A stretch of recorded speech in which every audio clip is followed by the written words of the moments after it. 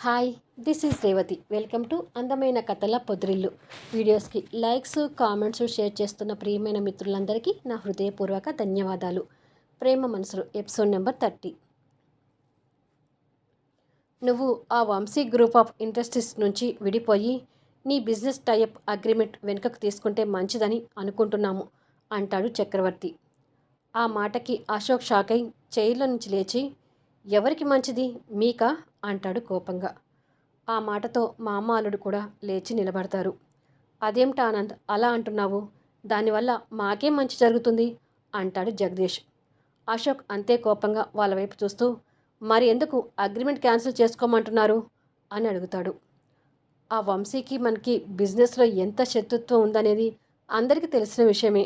ఇంతకు ముందు అంటే ఏమో కానీ ఇప్పుడు నువ్వు ఈ కుటుంబానికి వారసుడివి. అన్నీ తెలిసిన నువ్వే ఇంకా ఆ వంశీతో కలిసి బిజినెస్ చేస్తే మమ్మల్ని అవమానించినట్టు కాదా అని అడుగుతాడు జగదీష్. చూడండి బావా, వంశీతో బిజినెస్ టైఅప్ ఇప్పటి విషయం కాదు, కొన్ని సంవత్సరాల నుంచి చేస్తున్నాను. అప్పటికి మీరు ఎలా ఉంటారో నాకు తెలియదు. ఇప్పుడు నాకు ఒక కుటుంబం ఉంది కదా అని ఈ కుటుంబానికి వారసుని అని చెప్పేసి మీరు శత్రువు అనుకున్న వంశీతో అగ్రిమెంట్ని క్యాన్సిల్ చేసుకుంటే నా బిజినెస్కి నేనే ద్రోహం చేసుకున్న వాడిని అవుతాను. అయినా నేను ఈ కుటుంబం వారసునే కావచ్చు, నేను మీతో కలిసి ఈ కుటుంబంలోనే ఉండొచ్చు. కానీ ఇక్కడ మీ బిజినెస్లు వేరు, నా బిజినెస్లు వేరు. నా బిజినెస్ విషయాల్లో గురించి మీరు జోక్యం చేసుకోకపోతే మంచిది అంటాడు. ఆ మాటలకి జగదీష్ కోపం వస్తుంటే చక్రవర్తి గారు సీరియస్గా ఉండిపోతారు. అశోక్ తండ్రి దగ్గరికి వచ్చి, సారీ నాన్న, ఓ తండ్రిగా నేను మీకు ఎప్పటికీ గౌరవం ఇస్తాను. ఓ కొడుకుగా మీతో నేను ఎలా ఉండాలంటే అలా ఉంటాను. కానీ ఈ విషయంలో మాత్రం నేను మీ మాట వినలేను. ఒక్కటి మాత్రం గుర్తుపెట్టుకోండి, నాకు మీరందరు ఎంతనో వంశీ, దివ్య, రేణు కూడా అంతే. మీకోసం వాళ్ళని, వాళ్ళ కోసం మిమ్మల్ని ఎప్పటికీ వదులుకోలేను. ఇంకొకసారి ఈ విషయం మన మధ్య రాకపోతే మంచిది అంటాడు. జగదీష్ ఇంకా చెప్పాలని చూస్తూ అది కాదు ఆనంద్ అంటుండగా, ఇక ఆగు జగదీష్ అని చక్రవర్తి గారు కొడుకు భుజం మీద చేయి వేసి, ఓకే ఆనంద్, ఇక ఈ విషయం గురించి మేము మాట్లాడంలే అని చెప్పి వెళ్తుంటాడు. ఆయన వెనుకనే జగదీష్ కూడా వెళ్తాడు. అశోక్ వెళ్తున్న వాళ్ళని చూస్తూ, వంశీకి ఇప్పుడు నేను మీ కొడుకు ఆనంద్ అని తెలిసింది కాబట్టి ఆనంద్ గ్రూప్ ఆఫ్ ఇండస్ట్రీస్ని కూడా వంశీ తన ఇండస్ట్రీ లాగానే భావిస్తాడు. నేను వంశీ గ్రూప్ ఆఫ్ ఇండస్ట్రీస్ నుంచి తప్పుకుంటే మీరు వంశీని ఇంకా ఇబ్బంది పెట్టాలని చూస్తారు. కానీ మీరు వంశీ మనస్తత్వాన్ని అర్థం చేసుకోలేకపోతున్నారు. మీకు వంశీకి అదే తేడా. వంశీ మంచితనాన్ని అలసుగా తీసుకొని వంశీకి బిజినెస్లో ఇంకా నష్టాలు తెప్పించి బృందావనాన్ని వదులుకునే పరిస్థితి వరకు తీసుకొచ్చి ఆ బృందావనాన్ని మీరు దక్కించుకోవాలని చూస్తున్నారు. బృందావనం మీ దృష్టిలో ఒక ఖరీదైన బంగ్లా మాత్రమే, కానీ వంశీకి అది ఒక దేవాలయం. ఆ దేవాలయం మీద మీ నీడ కూడా పడకూడదు అని అనుకుంటాడు అశోక్.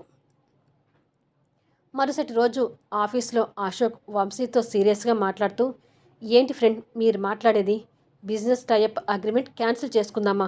నో, దీనికి నేను ఒప్పుకోను. ఇద్దరం కలిసే బిజినెస్ చేస్తున్నాం అంటాడు మొండిగా. వారికి ఎదురుగా కూర్చున్న రఘు కూడా వాళ్ళ మాటల్ని మౌనంగా వింటూ ఉంటాడు. ఇప్పుడు ఏమైందని అంతలా కంగారు పడుతున్నారు ఫ్రెండ్? మనం విడిపోయేది బిజినెస్లో మాత్రమే, ఫ్రెండ్షిప్ విషయంలో కాదుగా అంటాడు వంశీ. అశోక్ రఘు వైపు చూసి, నువ్వైనా నీ ఫ్రెండ్కి నచ్చచెప్పు రఘు అంటాడు.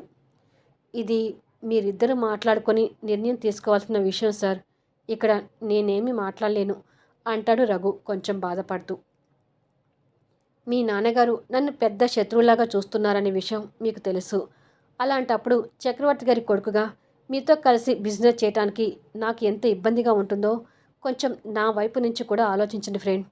అనాదిగా పెరిగిన మీరు ఒక కుటుంబం ఉందని తెలిసి కుటుంబానికి దగ్గరయ్యారు. మీ నాన్నగారికి మీరంటే ప్రాణం, నేనంటే మహాకోపం. అందుకే మీ తండ్రి కొడుకుల మధ్య నేనుండి మీ ఇద్దరికీ సమస్యలా మారలేను అంటాడు వంశీ. అది కాదు ఫ్రెండ్, మా నాన్నగారికి నేను నచ్చ చెప్పుకుంటాను అంటాడు అశోక్. అంతవరకు రాకూడదనే నా బాధ. నా మాట వినండి ఫ్రెండ్, బిజినెస్లో విడిపోయినా మన స్నేహం ఎప్పటికీ అలాగే ఉంటుంది అని వంశీ అశోక్కి నచ్చ చెప్పి చివరికి అశోక్ని ఒప్పిస్తాడు. కొద్దిసేపటికి ఇద్దరూ కలిసి బృందావనానికి చేరుకునేసరికి దివ్య, రేణు సోఫాలో కూర్చొని మాట్లాడుకుంటూ ఉంటారు. వారికి ఎదురుగా అశోక్, వంశీ కూడా కూర్చుంటారు. అశోక్ దివ్యని చూసి, కాలు బెనికింది కదా, నొప్పి ఎలా ఉంది దివ్య అని అడుగుతాడు. పూర్తిగా తగ్గిపోయింది అశోక్ అంటుంది. నీ మొగుడు బిజినెస్లో నుంచి నన్ను విడగొట్టాడు, నీకు తెలిసిందా అని అడుగుతాడు కాస్త కోపంగా. అశోక్ కోపాన్ని రేణు విస్మయంగా చూస్తుంటుంది. దివ్య కాస్త బాధపడుతూ నాకు ముందుగానే వంశీ గారు ఆ విషయం చెప్పారు అంటుంది. ఓ, ఇద్దరు కలిసి ఈ నిర్ణయం తీసుకున్నారన్నమాట అంటాడు అశోక్ అసహనం చెందుతూ. దివ్య సమాధానం చెప్పలేక తలదించుకుంటుంది. ఏ దెయ్యం రాక్షసి, నీ సంగతి చెప్పు. నువ్వు మీ బావగారి కంపెనీలో వర్క్ చేస్తావా, నా కంపెనీలో వర్క్ చేస్తావా అని అడుగుతాడు. ఆ ప్రశ్నకి వంశీ దివ్య కూడా రేణు వైపు చూస్తుంటారు. రేణు అశోక్ వైపు కాస్త ఇబ్బందిగా చూస్తూనే, ఇప్పుడు బావగారి కంపెనీలోనే చేస్తాను, మన పెళ్ళి అయ్యాక మన కంపెనీలో చేస్తాను అంటుంది. అశోక్ సోఫా నుంచి లేస్తూ, సరే, ఎవరి నిర్ణయాలు వారు గట్టిగా తీసుకున్నాక ఇక నేనేమంటాను, మీ ఇష్టం అని వెళ్ళబోతుంటే, డిన్నర్ చేసి వెళ్ళు అశోక్ అంటుంది దివ్య. లేదు దివ్య, ఇంటి దగ్గర అమ్మ అక్క నా కోసం ఎదురు చూస్తుంటారు, నేను వెళ్ళాలి అని బయటికి వెళ్ళిపోతాడు. అశోక్ కోపంగా ఉన్నాడని ముగ్గురికి అర్థమవుతుంది. ఇప్పుడే వస్తానక్క అని రేణు కూడా బయటికి వెళ్తుంది. అశోక్ గార్డెన్ల నుంచి నడుస్తూ కార్ దగ్గరికి వెళ్తుంటాడు. అశోక్ అని పిలుస్తుంది రేణు. అశోక్ వెనుకకు తిరిగి చూస్తాడు. రేణు పరిగెత్తుకుంటూ అశోక్ దగ్గరికి వచ్చి, ఏంటి అంత కోపంగా ఉన్నావు అని అడుగుతుంది. అదేమీ లేదు అంటాడు ఫేస్ చిరాగ్గా పెడుతూ. నా మీద కూడా నీకు కోపం వచ్చిందని అర్థమవుతుంది. నేను ఇప్పుడే నీ కంపెనీలో జాబ్ చేయడం అంతగా బాగోదు అశోక్. ఆంటీ కూడా నా మీద నెగిటివ్ అభిప్రాయంతో ఉన్నారు. ఇలాంటి టైంలో నీ కంపెనీలో జాబ్ అంటే లేనిపోని చిరాకులు ఎందుకు, అందుకే ఇలాంటి నిర్ణయం తీసుకున్నాను అంటుంది. అశోక్ ఇంకా అంతే ముభావంగా ఉంటాడు. ప్లీజ్ అశోక్, నువ్వు అలా ఉంటే నాకు ఎలాగో ఉంది, కోపం తగ్గించుకోవా ప్లీజ్ అంటుంది అశోక్ చేపట్టుకొని. అశోక్ అంతే ముభావంగా తన చేయిని విడిపించుకొని ముందుకు తిరిగి వెళ్ళిపోతుంటాడు. అలా కారు దగ్గరికి వెళ్ళి ఆగి కొన్ని క్షణాలు అంతే నిలబడి వెనుకకు తిరుగుతాడు. అశోక్ ప్రవర్తనకి రేణు తలదించుకొని బాధపడుతూ కనిపిస్తుంది. రేణుని అలా చూడలేక కోపాన్ని కంట్రోల్ చేసుకొని మామూలైపోయి తలదించుకొని ఉన్న రేణు దగ్గరికి వచ్చి సడన్గా రేణుని హక్ చేసుకుంటాడు. రేణు కాస్త ఆశ్చర్యంతో అశోక్ని చూస్తుంటుంది. అశోక్ నవ్వుతూ, నా కోపం పోయిందిలే, బాధపడకు అంటాడు. ఆ మాటతో రేణు మొహంలో కూడా బాధపోయి చిరునవ్వు కనిపిస్తుంది. అశోక్ అలాగే నవ్వుతూ రేణు నుదుటిన ముద్దు పెట్టి, బయట చలిగా ఉంది, ఇక లోపలికి వెళ్ళు అంటాడు. ఇంటికి వెళ్ళాక ఫోన్ చేస్తావు కదా అని అడుగుతుంది. నీతో ఫోన్ మాట్లాడకపోతే నాకు నిద్ర ఎలా పడుతుంది, తప్పకుండా చేస్తాను, డిన్నర్ చేసి నా ఫోన్ కోసం ఎదురు చూస్తుండు అంటాడు. రేణు నవ్వుతూ, మా మంచి ఆఫీస్ బాయ్ అంటూ అశోక్ బుగ్గ నొక్కి వెళ్ళిపోతుంటుంది. అశోక్ కూడా నవ్వుతూ రేణు లోపలికి వెళ్ళే వరకు ఉండి కార్ తీసి బయలుదేరతాడు. రేణు లోపలికి వెళ్ళేసరికి వంశీ దివ్యతో మాట్లాడుతూ, బిజినెస్లో అశోక్ నుంచి విడిపోతుంటే నాకు బాధగానే ఉంది దివ్య, కానీ ఇప్పుడు నేను అశోక్ నుంచి విడిపోకపోతే కొన్నాళ్ళకి ఆ చక్రవర్తి గారే వచ్చి నా కొడుకు బిజినెస్లో నుంచి నువ్వు తప్పుకోవాలి అంటాడు. ఆయనతో అనిపించుకునే కంటే ముందే నేను ఈ నిర్ణయం తీసుకుంటే మంచిదనుకున్నాను అని అంటుండగా రేణు అక్కడికి వస్తుంది. వంశీ రేణు వైపు చూసి, ఇలాంటి నిర్ణయం తీసుకోవడం వల్ల నీకు కూడా బాధగా ఉంది కదా రేణు అని అడుగుతాడు. కొంచెం బాధగానే ఉంది బావగారు, కానీ మీరు ఏది చేసినా అది ఆలోచించే చేస్తారని నాకు తెలుసు అంటుంది. థ్యాంక్స్ రేణు, అర్థం చేసుకున్నందుకు, పదండి డిన్నర్ చేద్దాం అంటాడు. ఇలా బిజినెస్లు విడిపోయి ఎవరు కంపెనీలు వాళ్ళు చూసుకుంటారు. రేణు రోజు వంశీతో ఆఫీస్కి వెళ్ళి అది వాళ్ళ బావగారు ఆఫీస్ అనే భావం లేకుండా స్టాఫ్ అందరితో సమానంగా వర్క్ చేస్తూ ఉంటుంది. అప్పుడప్పుడు అశోక్ కూడా ఆ కంపెనీకి వస్తూ పోతూ వర్క్ విషయంలో రేణుకి వస్తున్న డౌట్స్ని క్లియర్ చేస్తూ వంశీతో మంచి చెడు మాట్లాడుతుంటాడు. ఏదో ఒక విధంగా అశోక్ రేణు రోజుకు ఒకసారైనా కలుసుకుంటూ ఉంటారు. అశోక్ 2 రోజులకు ఒకసారి బృందావనానికి వెళ్ళి పింకీతో ఆడుతూ వాళ్ళతో టైం స్పెండ్ చేస్తుంటాడు. ఇలా కొన్ని రోజులు గడుస్తాయి. అశోక్ తన ఆఫీస్లో కూర్చొని ఎదురుగా కూర్చున్న మేనేజర్తో మాట్లాడుతూ, నాకు అర్జెంటుగా ఒక పిఏ కావాలి, ఈ విషయాన్ని వెంటనే హెచ్ఆర్ డిపార్ట్మెంట్కి ఇన్ఫామ్ చేయండి అంటాడు. అలాగే సార్ అంటాడు. మరొక విషయం, పిఏ పోస్ట్కి ఇంటర్వ్యూస్ నేనే చేస్తాను అంటాడు అశోక్. ఓకే సార్ అని మేనేజర్ వెళ్ళిపోతాడు. అశోక్ ఫైల్ చెక్ చేసుకుంటూ, బిజినెస్లో ముఖ్యమైన వర్క్స్ ఏవి నా వరకు రానివ్వకుండా వంశీని చూసుకునేవాడు. పూర్తిగా వంశీ మీద ఆధారపడటం అలవాటైపోయి ఇప్పుడు ఇవన్నీ చూసుకోవాలంటే తలనొప్పిగా ఉంది. ఒక పియ్యని పెట్టుకుంటే కాస్తైనా తలనొప్పి తగ్గించుకోవచ్చు అని అనుకుంటాడు. మరుసటి రోజు అశోక్ బృందావనంలో వాళ్ళ ముగ్గురితో కూర్చొని మాట్లాడుతూ, ఇప్పటి వరకు నేను ఎవరు అనేది పబ్లిసిటీ చేసుకోలేదు, కానీ ఇప్పుడు నాన్నగారు ఊరుకోవడం లేదు. ఇంటర్నేషనల్ బిజినెస్ మ్యాన్ అశోక్ కుమారే తన కొడుకు ఆనందాన్ని సొసైటీకి పరిచయం చేయాలనుకుంటున్నారు అంటాడు. ఇది మంచి విషయమే అశోక్, నీ లైఫ్ మరొకరికి ఇన్స్పిరేషన్ కావచ్చు అంటుంది దివ్య. దివ్య అనేది కూడా నిజమే ఫ్రెండ్. చాలామందికి మీ పేరు తెలుసు కానీ మీరు ఎలా ఉంటారో తెలియదు.